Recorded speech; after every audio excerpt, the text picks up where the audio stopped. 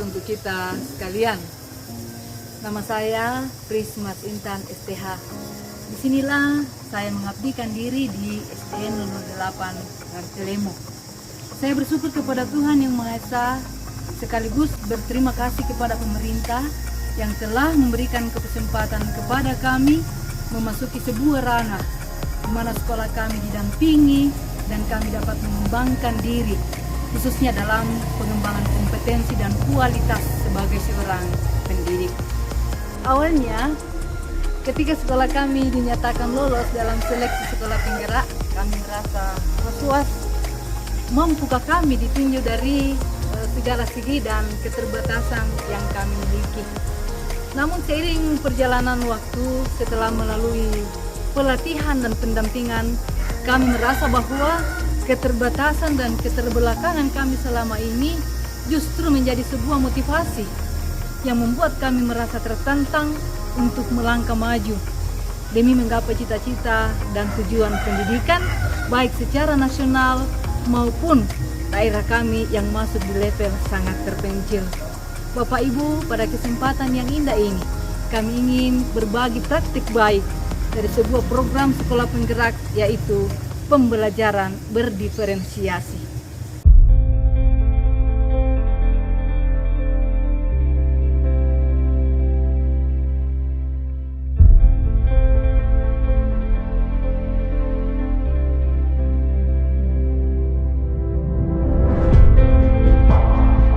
Ki Hajar Dewantara pernah menulis, serupa seperti para pengukir yang memiliki pengetahuan mendalam tentang keadaan kayu, jenis-jenisnya, keindahan ukiran dan cara-cara mengukirnya.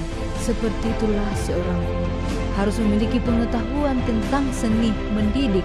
Bedanya, guru mengukir manusia yang memiliki hidup lahir dan batin.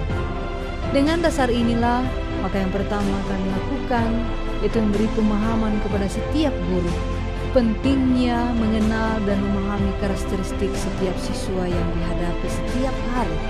Ada keragaman, ada berbagai hal unik dari setiap siswa, baik itu kemampuan dan keterampilan, dalam hal ini kesiapan belajarnya, minat, hasrat, dan keingintahuannya, dan juga profil belajar, yaitu cara-cara yang mereka sukai. Disinilah pendidik dituntut bagaimana menyesuaikan proses pembelajaran untuk memenuhi kebutuhan belajar individu setiap murid. Kegiatan belajar siswa inilah yang menjadi tolok ukur diferensiasi pembelajaran yang harus dilakukan setiap guru di kelas. Setiap guru harus mampu mengidentifikasi kebutuhan belajar murid dan ada beberapa cara yang bisa dilakukan. Misalnya mengamati perilaku murid, mengidentifikasi pengetahuan awal, melakukan penilaian untuk menentukan pengetahuan, keterampilan dan sikap mereka saat ini, berkomunikasi dengan orang tua, melaksanakan asesmen diagnostik untuk memastikan murid berada pada level yang sesuai, dan masih banyak cara-cara lain. Lalu ada 3 strategi diferensiasi. Yang pertama, diferensiasi konten, yaitu apa yang kita ajarkan kepada murid. Konten dibedakan sebagai tanggapan terhadap kesiapan, minat, dan profil belajar. Di sini guru perlu menyediakan bahan dan alat sesuai kebutuhan belajarnya. Lalu yang kedua, diferensiasi proses, yang mengacu pada bagaimana murid memahami atau memaknai apa yang dipelajari. Guru dapat melakukan kegiatan berjenjang menggunakan pertanyaan pemantik, membuat agenda individual, misalnya tugas, waktu yang dapat dipakai murid, menyelesaikan tugas dan mengembangkan kegiatan bervariasi. Lalu yang ketiga, diferensiasi produk. Produk adalah hasil pekerjaan. Ada yang berupa karangan, pidato, gambar, yang pasti sesuatu yang ada wujudnya. Dalam hal ini, bagaimana murid mengekspresikan pembelajaran yang diinginkan.